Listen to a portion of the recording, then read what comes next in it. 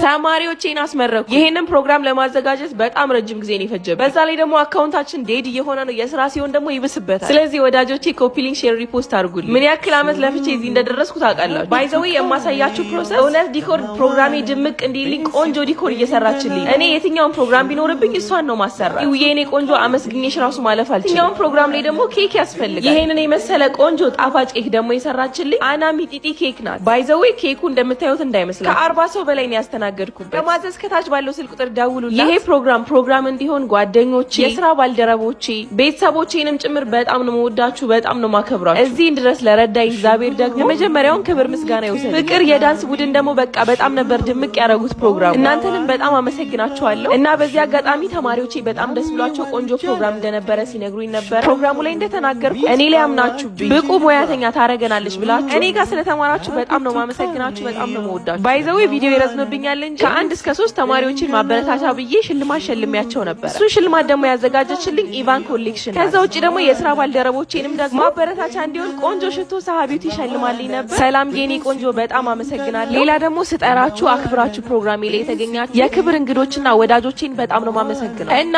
ፉል ፓኬጅ ለምትማሩ ተማሪዎች የ10,000 ብር ዲስካውንቱ እንዳለ ነው። ቴንክስ ፎር ዋቺንግ ባይ